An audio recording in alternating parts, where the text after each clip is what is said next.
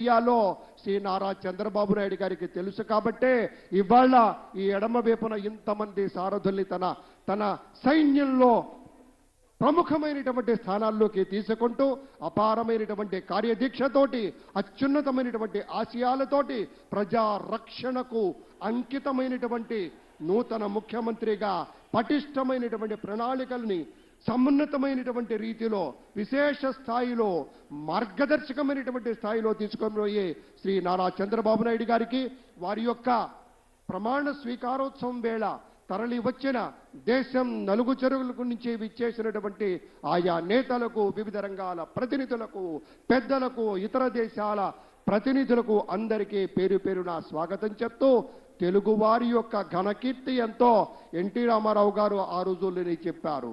పంచకట్టుటలోన ప్రపంచాన మునగాడు, కండువాలేనిదే గడప దాటని వాడు, పంచభక్ష్యాలు తన కంచాన వడ్డించ గోంగూర కోసమై లొట్టలేసేవాడు, ఎవడు వాడు ఇంకెవడు తెలుగువాడు అని చెప్పినటువంటి నాటి పద్యాన్ని తీసుకొని స్ఫూర్తిగా మన తెలుగు జాతి యొక్క ప్రాభవ వైభవాలకి దీటుగా ఇవాళ ఆ రోజున శ్రీ ఎన్టీఆర్ తర్వాత శ్రీ చంద్రబాబు నాయుడు గారు వారి యొక్క నేతృత్వంలో 4వసారి ముఖ్యమంత్రి అవుతున్నటువంటి ఆ పెద్దల యొక్క సారథ్యంలో పనిచేయడానికి ఇంతమంది సైన్యం సిద్ధంగా ఉంది.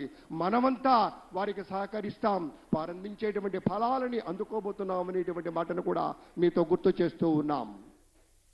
ఇది మామూలు ప్రమాణ స్వీకారం కాదు అని ప్రపంచవ్యాప్తంగా ప్రతి ఒక్కరూ అనుకుంటున్న క్షణం. ఒక తెలుగువారు సాధించాలనుకుంటే ఏదైనా చేయగలరు అని నిరూపించుకుంటున్న క్షణం.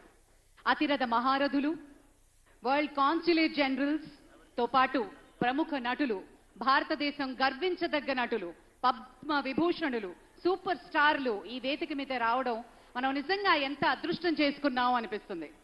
ఒక్కసారి మనం చూసుకుంటే ఈ ప్రమాణ స్వీకార మహోత్సవం గజదళం, అశ్వదళం, అభిముఖం అన్న రేంజ్లో నభూతో నభవిష్యతి అనే విధంగా జరుపుకుంటున్న క్షణం.